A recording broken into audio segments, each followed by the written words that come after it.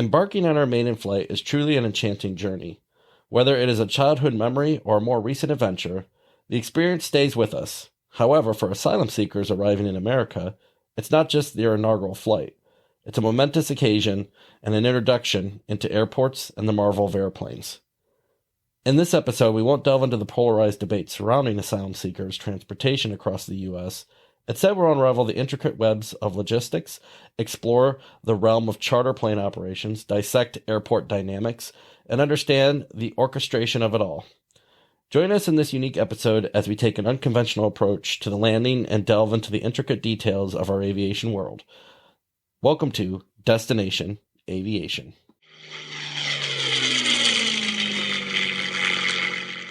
Welcome back to the podcast, listeners. Happy 2024 for you. I hope your New Year's Eve was fantastic. I had a good one myself. This is episode 22 for us. So we left 21, we're on to 22. The only thing we have to look forward to is now renting a car at episode 25. Yes, so we're back on the podcast. We're in a new year. We're changing up just this probably episode. I don't even know if it's a change up. We talked about it in the introduction, doing some different things. We do a lot of airplane stories, but obviously what's been in the news a lot lately has been the migrant crossing the border. As I led up there in the intro, I'm not going to get too much into the polarizing debate of it. This is not a political podcast. We do like to poke some fun in Washington. It's been quiet there lately due to the holidays, so figured why not delve a little bit further into migrant situation, especially some of the experiences I've had in my aviation career and being on a border town for a while. So I think I have some insider information that's more unique to just the whole kind of logistics of it. So as we talked about in the beginning, we'll get into that into the full episode here. As we normally do before we get into kind of the intricacies of our stories, talk a little bit about the news. Even though, Congress is quiet, I think everybody that has a day-to-day job this time of the year is has slowed up, and everything kicks back in. But aviation still keeps on ticking. People are flying, people are moving. I did find this story interesting. A Gulfstream 3, I actually worked for a company once that had a Gulfstream 3 with hush kits on it. That aircraft actually came with a chief pilot. The plane was better than the pilot, but it was it was a pretty cool aircraft. But interesting, so this aircraft disappeared by St. Vincent. It was an older, obviously, Gulfstream. If you know Gulfstream 3, we're at, I think now G7. We're at the G650, but the G7 coming out. The 1981 G3, which is registered in Cheyenne, Wyoming, took off from the Canoonan Airport in the Grenadines on the afternoon of December 22nd. It was described as a 2-hour sightseeing flight, so that's kind of interesting, right? Nobody typically does a sightseeing flight in a Gulfstream.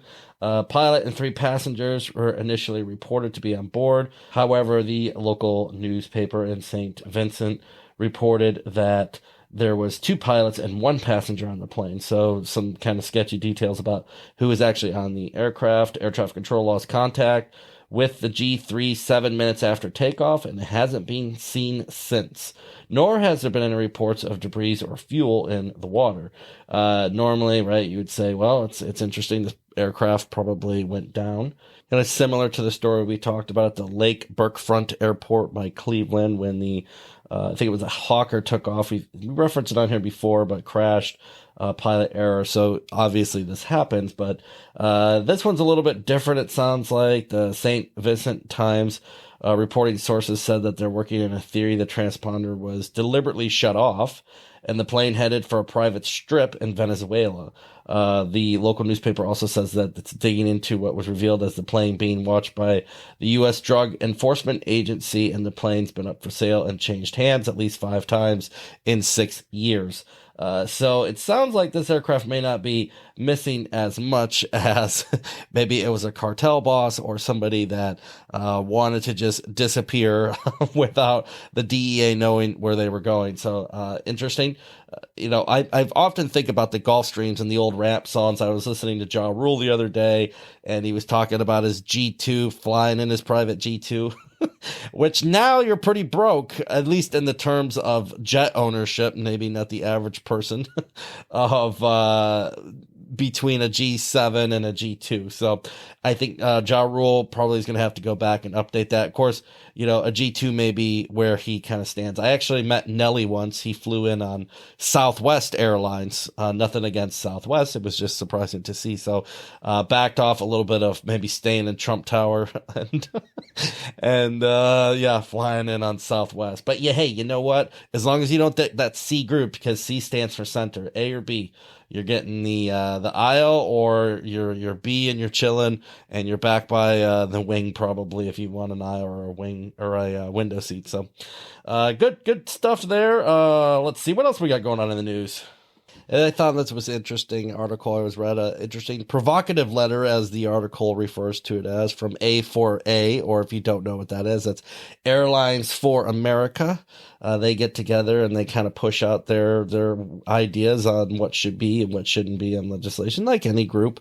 But they sent a letter out to Pete Buttigieg and the FAA administrator, Michael Whitaker, on how especially specifically in Florida, the general aviation population of aircraft causes significant delays for commercial airliners, and that the FAA and the Department of Transportation should strive to find an equal balance between general aviation and commercial airliners, which is, as this article pointed out, an interesting kind of blanket statement comment.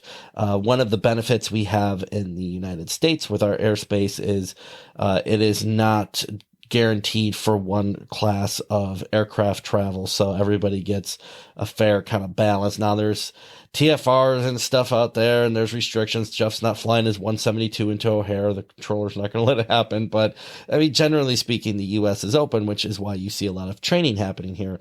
In Mexico, that's not so much the case. The airlines do get preferential treatment there, and so pilot training is sometimes difficult to come by for our flight schools, because they're always taking a backseat to a Aero Mexico taking off from the airport or whatever it might be. So it's one of the benefits that we have here. But it's interesting. The system's worked pretty well, especially through this holiday season.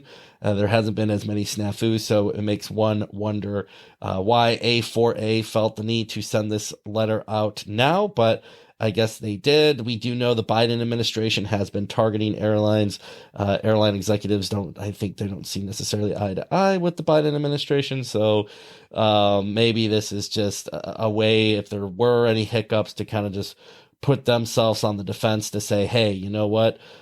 Here's another issue. Because there were some vague statements in there as well about air traffic controller shortages. I think Jacksonville Center was called out directly. And if you don't know, Jacksonville Center, just real quickly, since we're doing a little more of a deep dive into aviation, you have, air traffic control towers, you have centers, which handle basically a larger swath of airspace.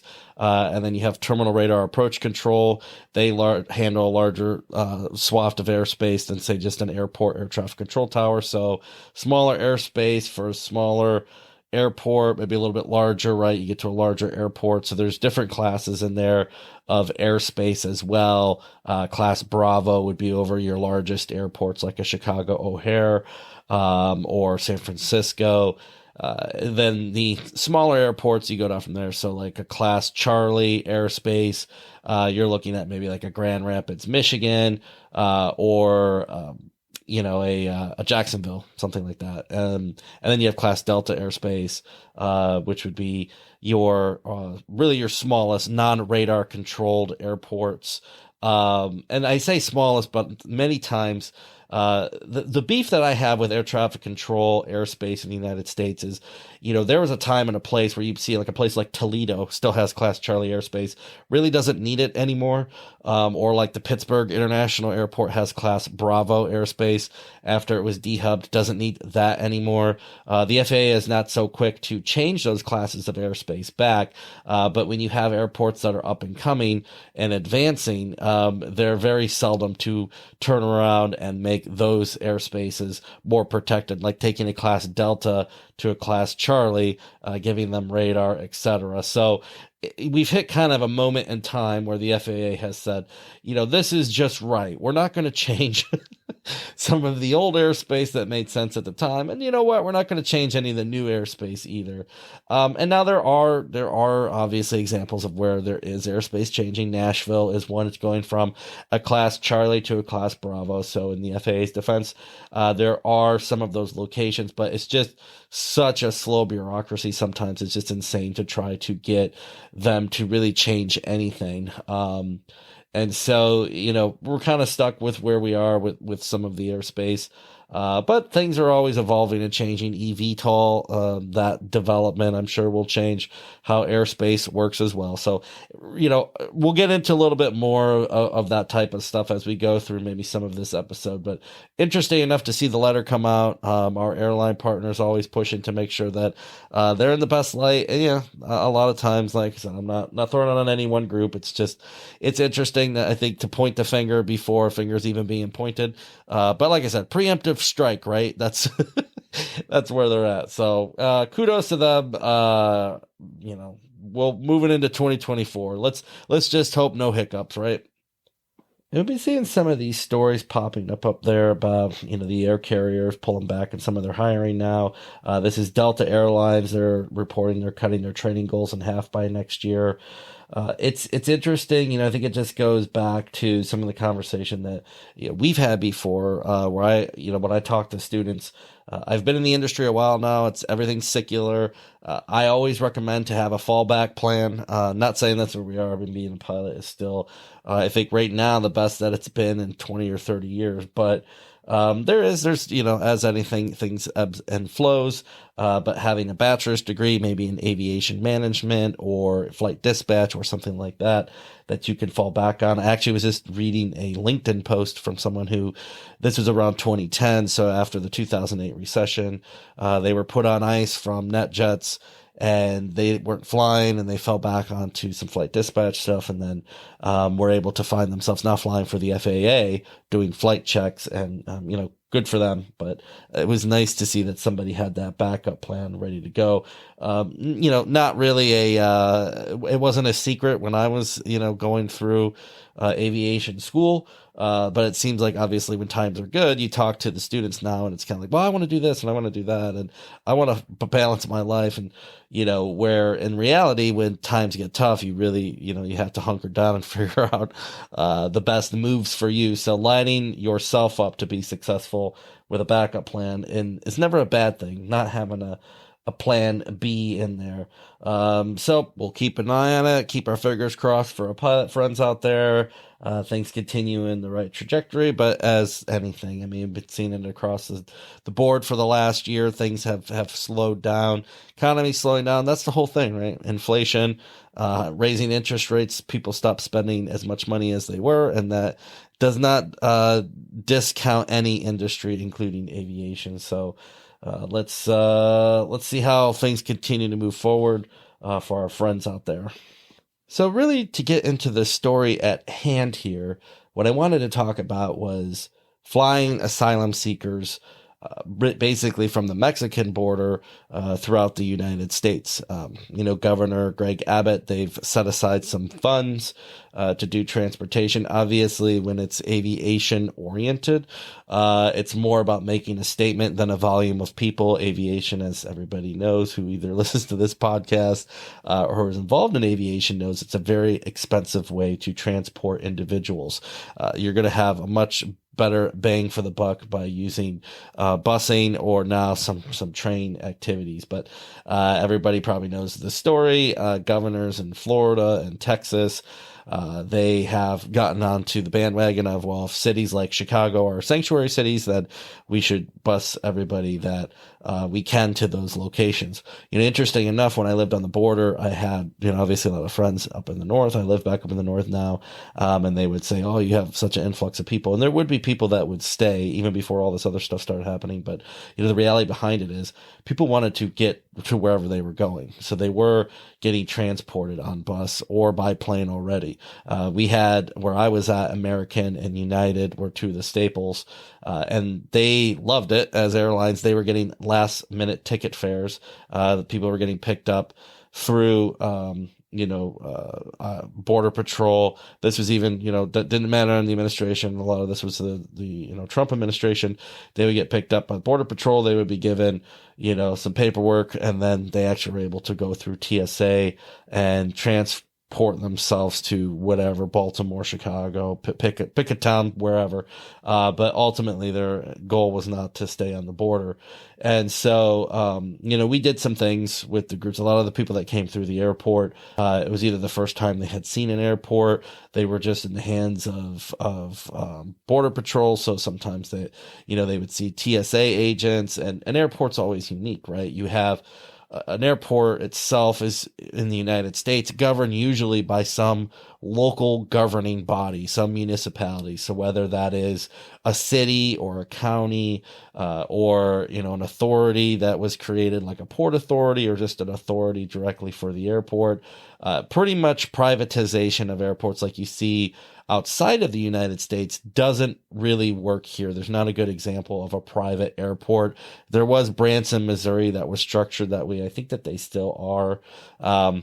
But it's difficult with the FAA, and that's kind of the biggest thing is the FAA, when they fund airports, they really want to know that whoever's managing the airport has funds available, has taxing authority, is really kind of the crux of it, that they can always make sure the airport's open and available for the flying public. You have grant assurances that go along with managing an airport, and all of those basically gear to the fact that this airport will be open when people want to use it if we're investing funds into it. We've talked a little bit about this, but that funding that comes through airports is via the Airport Improvement Program, which is user fees assessed to the aviation system, and it equates to basically $3.3 billion a year.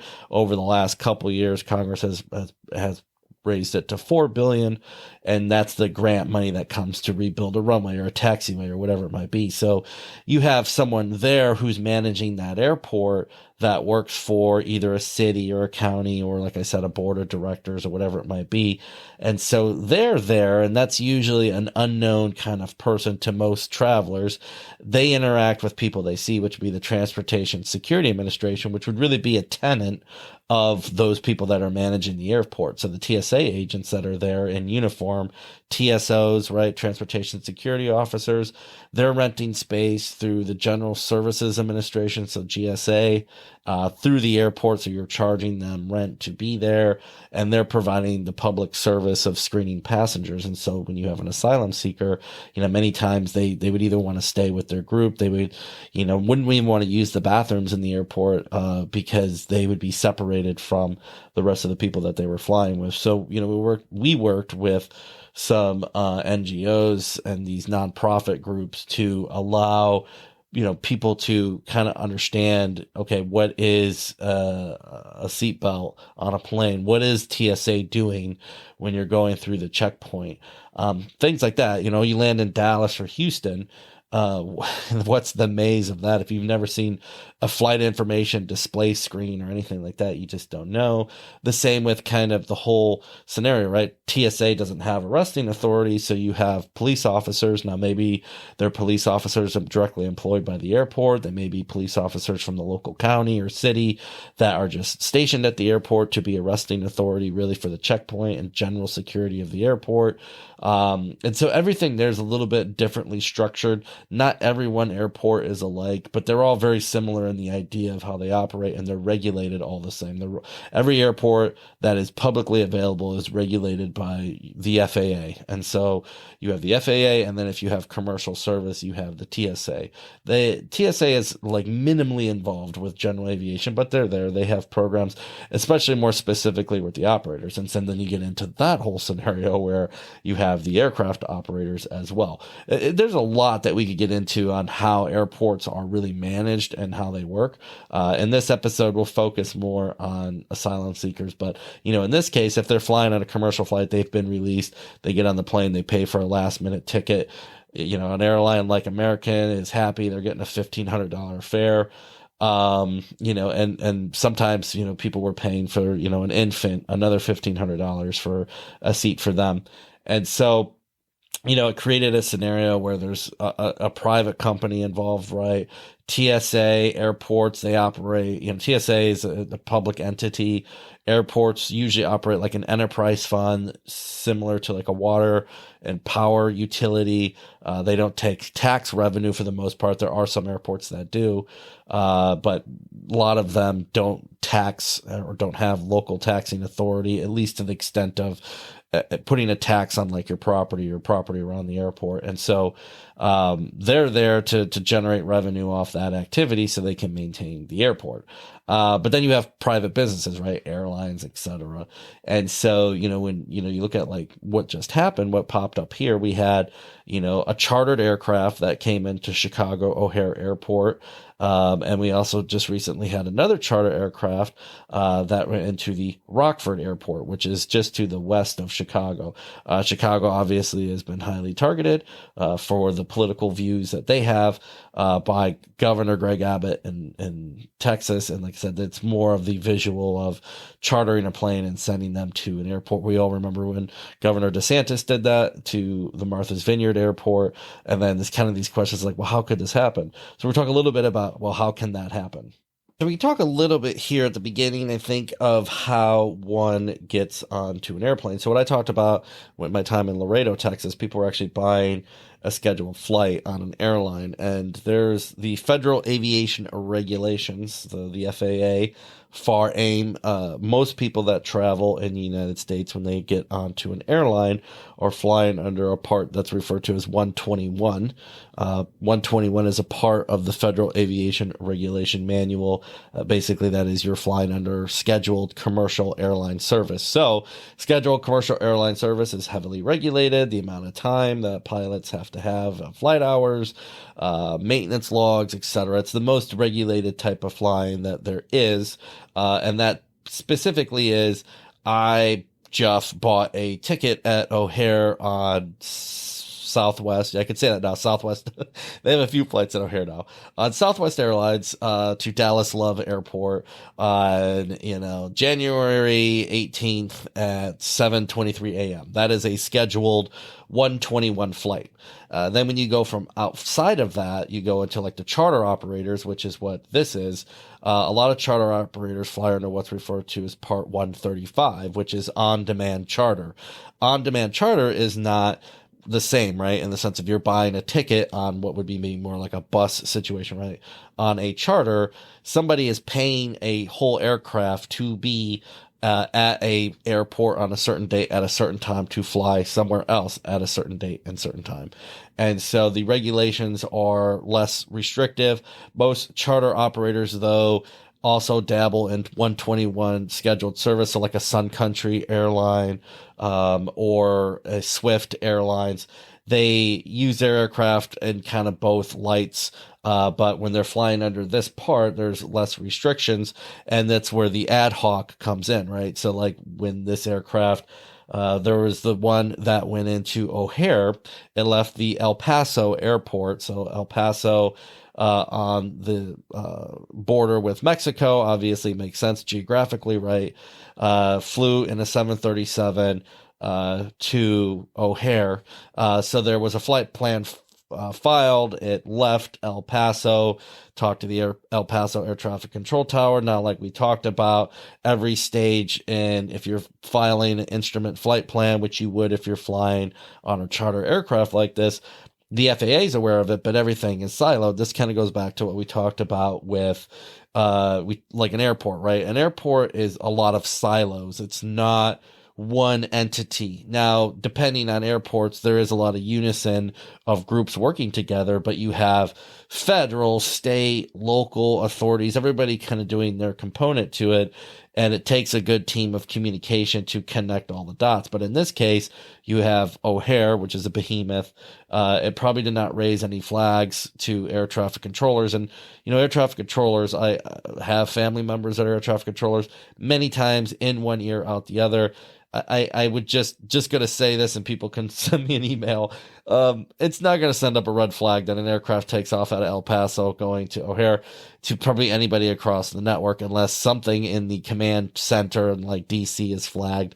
But that's a whole political story on this. Who knows what they're really doing with it. But as far as the local air traffic controller, so leaving El Paso and jumping through each center as they come up. So we could talk a little bit about that just so people understand the air traffic control side to it.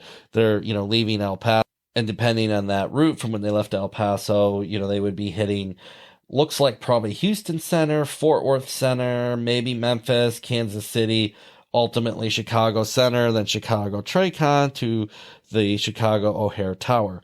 A lot of people, you're in constant communication when you're flying in the continental United States and talking to the FAA air traffic control system. Once again, nobody in that is looking for anything necessarily suspicious. Their job is to manage that aircraft effectively and efficiently from El Paso to O'Hare International Airport. And then from O'Hare, you would say so the people that manage the airport, right? So the airport management team, they may have another team that's managing the terminals at O'Hare, the passenger boarding bridges. So there's some airports like in Newark that have slot control.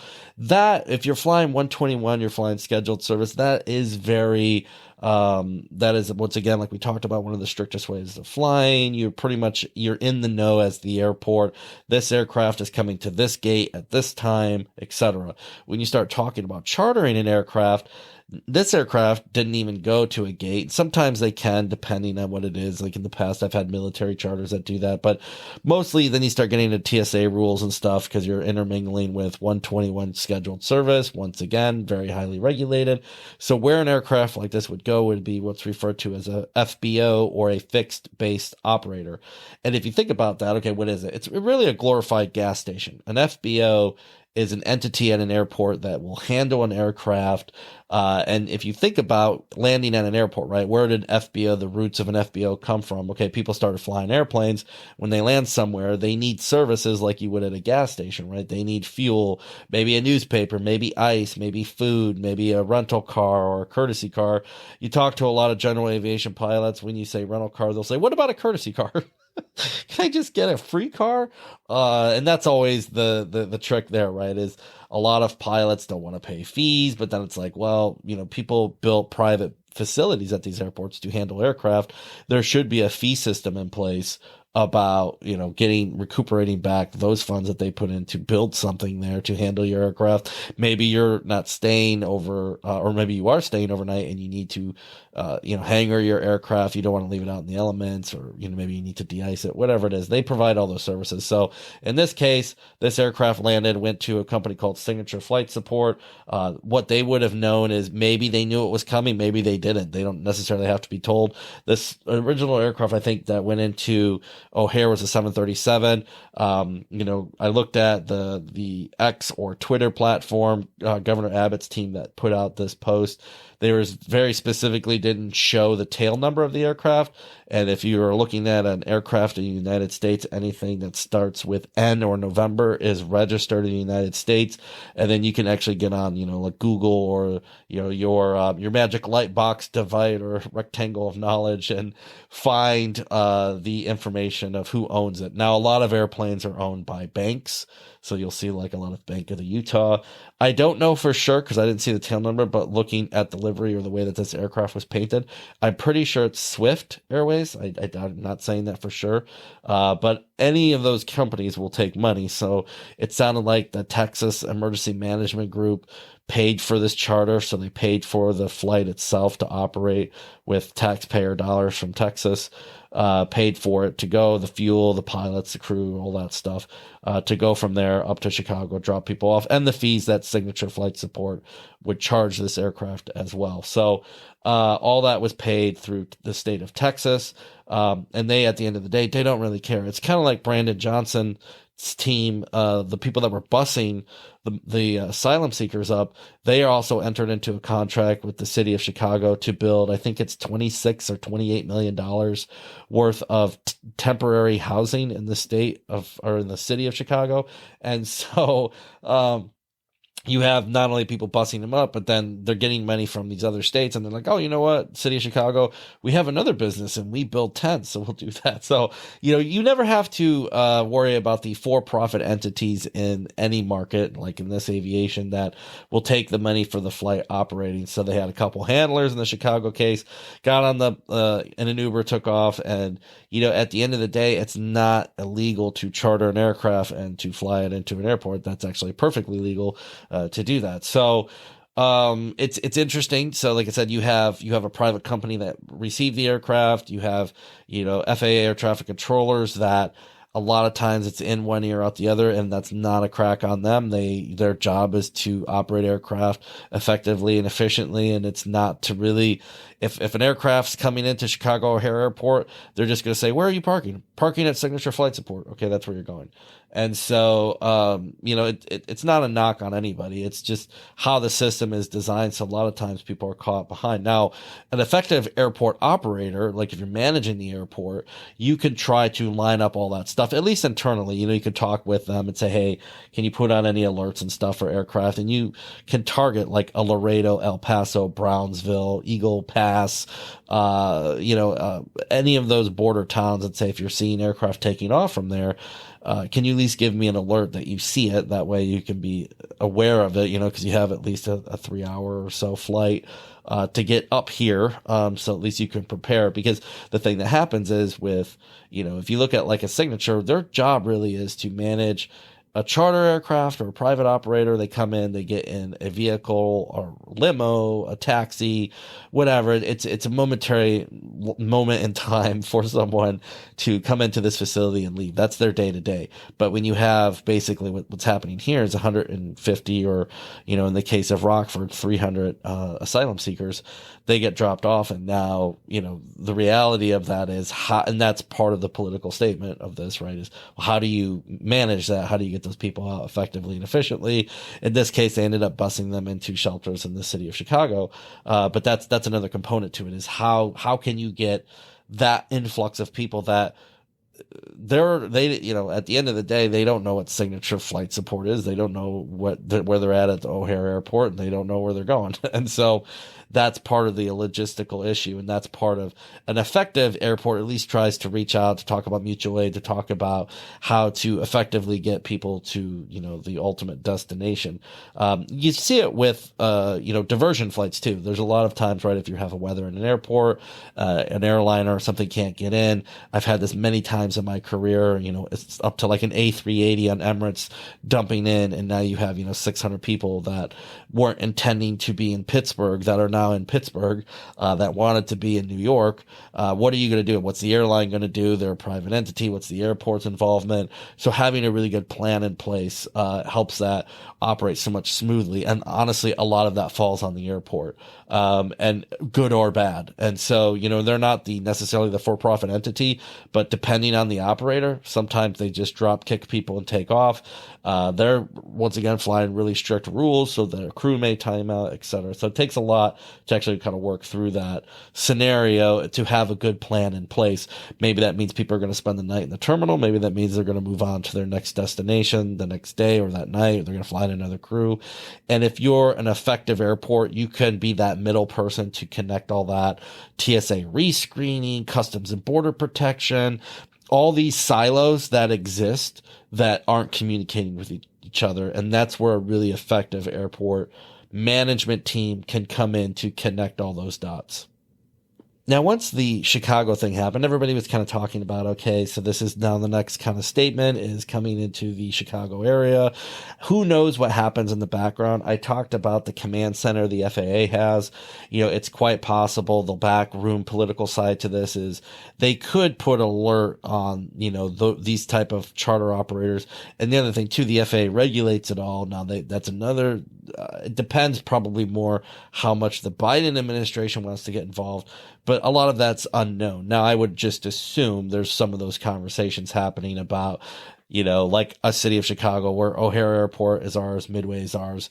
And that kind of balance between it is a local authority with federal regulators. So once again, like we talked about with grant assurances, in reality, you can't just say to, like, if it was Swift or one of these charter operators, you can't land here.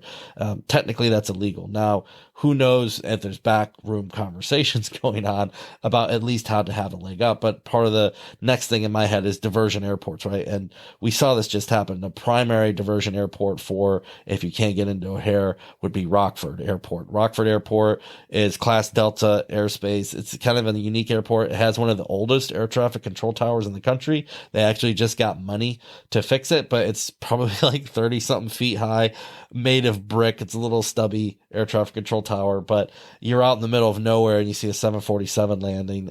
They've done a really phenomenal job with getting cargo out there, but obviously, right, so these operators, like in this case, this was Eastern. Now they have a picture on there I can clearly see. It's a Boeing 777 Eastern Airlines. That type of aircraft is going to need an immense amount of runway to take off on, right? And Rockford has that.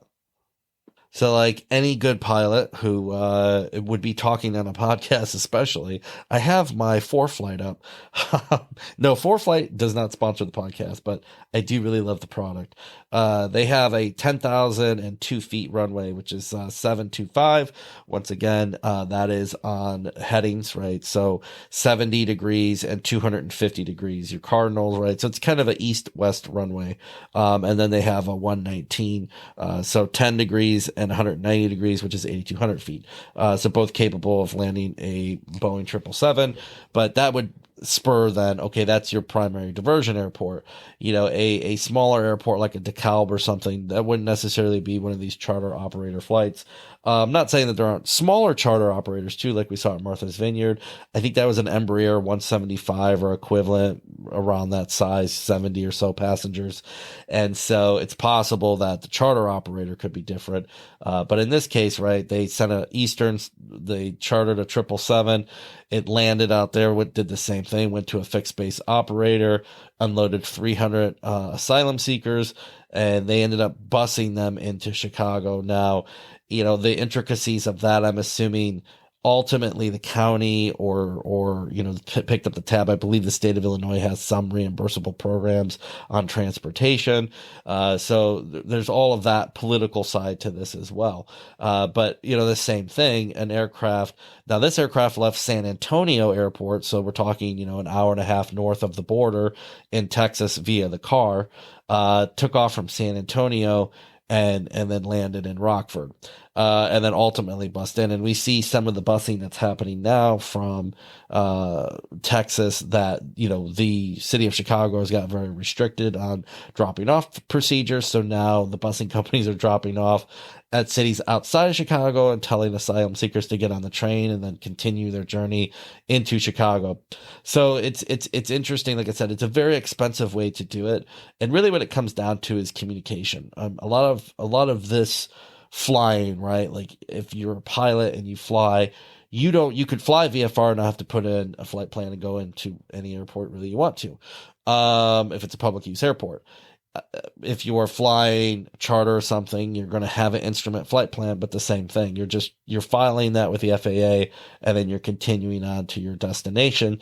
And at the end of the day, that's not really sending up any red flags because that happens every day, right? There's thousands and thousands of flights happening every day in the United States. So, for someone to see a red flag on this, it's hard to say.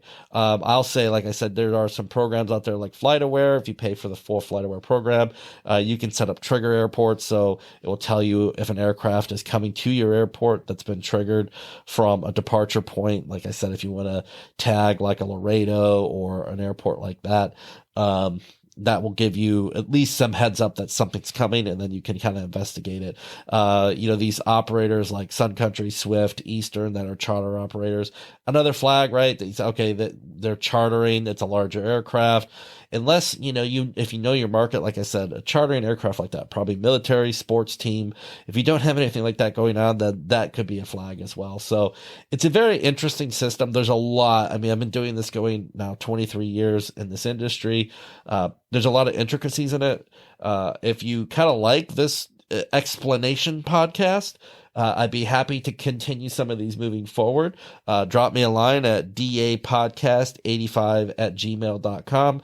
We really just kind of scratched the surface of how airports work. I have a lot of opinions about different airports. If any of you want to write me and say, hey, Jeff, what do you think of this airport? I can always offer an opinion. I'm very good at that.